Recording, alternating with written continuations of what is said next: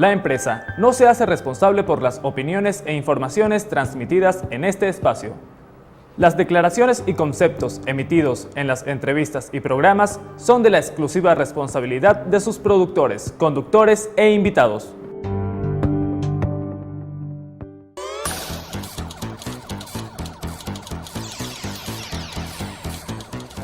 Bienvenidos a este programa especial de Al Mayor y al Detal. Les habla Víctor Salmerón. Les recuerdo que mi Twitter personal es @vetsalmerón. Allí pueden enviarme sus impresiones sobre este programa, dudas, sugerencias, etc. Esta noche me acompaña el economista José Guerra, profesor universitario, exgerente de investigación económica del Banco Central, y la idea es que analicemos qué está ocurriendo con la economía, cuáles son las perspectivas, cómo podemos interpretar las acciones que está tomando el gobierno y qué podemos esperar para el resto del año. José, muchas gracias por acompañarnos. Gracias a ustedes, el Universal, por este esfuerzo y la oportunidad que me están dando ahora. Bien, José, yo diría para comenzar, para hacer un paneo general sobre el tema económico, que ha habido un cambio muy importante. Hasta el 2012 tuvimos crecimiento, desaceleración de la inflación, de acuerdo a las cifras oficiales. Todo comenzó a cambiar poco a poco, pero de manera persistente, hacia un cuadro de alta inflación y poco crecimiento.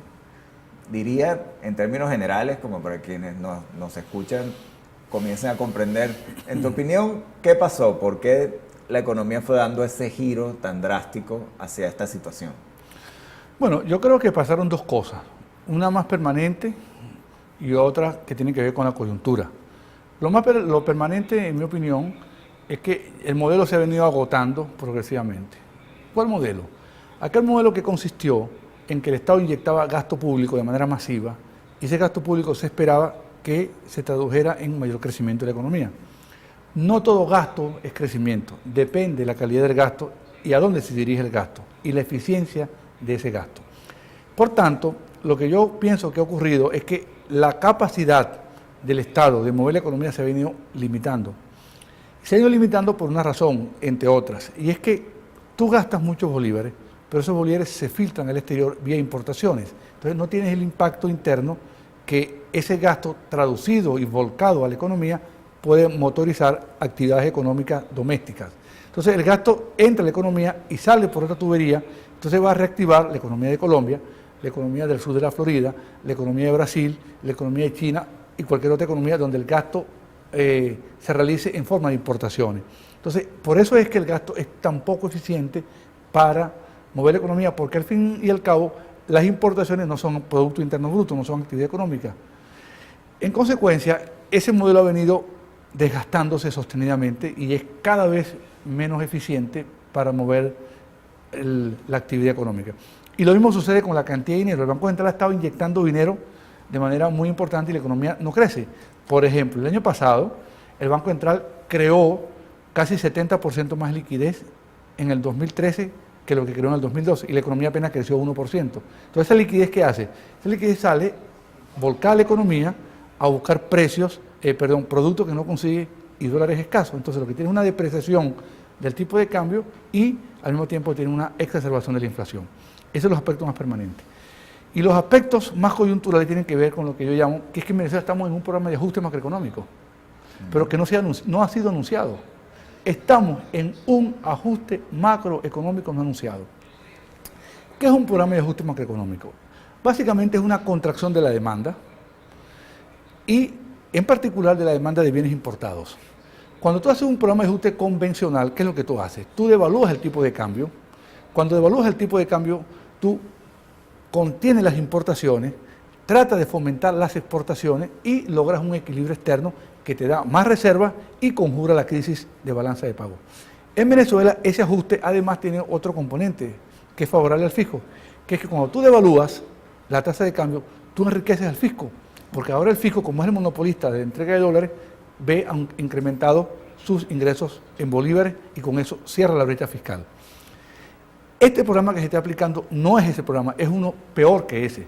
¿Por qué? Porque es un corte de las importaciones vía cantidades. Entonces te están racionando las cantidades, no han querido ajustar el tipo de cambio. Entonces, tienes el efecto contractivo sobre las importaciones, pero no tienes el efecto positivo sobre las exportaciones, ni tampoco el efecto fiscal. Entonces es un programa de ajuste perverso, porque estás contrayendo las importaciones, no estás fomentando las exportaciones y estás dejando el fisco igual.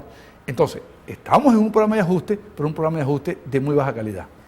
Muy bien, José. Ahora, este punto me parece central, porque alguien podría decir, bueno, es que la idea del gobierno es tratar justamente de no devaluar la moneda, para entonces tratar de tener un costo inferior en materia de inflación. Es decir, si el gobierno devalúa ese 6.30 que quiere mantener, los productos básicos, alimentos, medicinas, tendrían que importarse a un dólar mayor y habría aún más inflación. Ahora, como tú dices, el tema está en que eso obliga a que haya menos reparto de dólares, porque el tema fundamental es que no hay suficientes divisas en este momento para satisfacer la demanda 6.30. Entonces, ¿qué podemos esperar en ese ajuste que se ha decidido hacer por las cantidades? Es decir, yo no quiero devaluar todo lo que tengo que devaluar, pero tengo una demanda de dólares muy fuerte y entonces simplemente voy a entregar menos dólares. ¿Cuáles son las consecuencias que podemos esperar? Bueno, las consecuencias son muy obvias. Todo ajuste por cantidades siempre es un ajuste recesivo. Siempre es un ajuste recesivo. ¿Y qué es un ajuste recesivo? Aquel ajuste en el cual la actividad económica se contrae justamente por la falta de divisas. Cuando tú devalúas, tú lo que tienes es que las divisas están disponibles pero más caras. Cuando tú contraes por las cantidades, es que las divisas no están disponibles al tipo de cambio. Entonces no se ingresan al país los bienes de capital y los insumos, y entonces las empresas se paran. Ejemplo, la industria automotriz, que tú señalaste al comienzo, que cayó 86% su producción anualizada en enero. Entonces, el ajuste por cantidades siempre es un ajuste recesivo, siempre. Ahora, hay algo que tú mencionaste que a mí me llama la atención. El argumento es que el gobierno no devalúa porque no quiere inflación, pero ese no es el caso. Porque cuando tú devalúas, tú lo que tienes es que los precios suben. Y eso no necesariamente es inflación. Es inflación si suben y suben y siguen subiendo. Si tú no devalúas, como ha ocurrido recientemente, o tú tienes el tipo de cambio aguantado para las ventas de PDVSA al Banco Central, tú lo que estás creando es un déficit muy grande en PDVSA, que obliga a PDVSA a tener que ir al Banco Central a financiarse. De hecho, si tú examinas las cifras de base monetaria, que es el dinero primario que imprime el Banco Central, y ves la cifra de enero, volvió a subir 70% en el año. Enero 2014 contra enero 2013. Eso es lo que está creando la inflación, no la devaluación, porque la devaluación ya se materializó. Entonces, esa expansión monetaria sostenida es la que te causa esa presión, a su vez sostenida sobre los precios, y es la que te genera la inflación. Entonces, estamos en el peor de los mundos, porque devaluamos incompleto, tenemos un ajuste por cantidades, que se contrae la economía y además tiene el salto inflacionario. Y dejaste el déficit fiscal intacto. Entonces, es un ajuste de muy mala calidad, muy deficiente, que lo que está es agravando la situación que tenemos. Pero por lo que tú planteas, más que un ajuste, son medidas, pero que no están yendo al fondo del problema. O sea, que inevitablemente en algún momento tendrá que venir esa devaluación más profunda, ¿o tú crees que en verdad el gobierno puede pasar este año sin mover ese tipo de cambio a 6.30? Bueno, la clave está en que a qué tasa de cambio va a vender PDVSA los dólares. Si PDVSA vende los dólares del Banco Central a 6.30, vamos para un proceso de alta inflación, mayor que la que tenemos hoy, probablemente de mayor escasez y de contracción de la economía. Eso porque abramos este paréntesis, y me imagino que es porque si PDVSA cambia los dólares a 6.30 en el Banco Central, obtiene pocos bolívares y va a necesitar que el Banco Central siga imprimiendo billetes sin respaldo para cubrir el gasto del gobierno. Claro, entonces el gobierno, para gastar en esas condiciones, como PDVSA tiene déficit y no está generando los bolívares tienen que salir de alguna parte.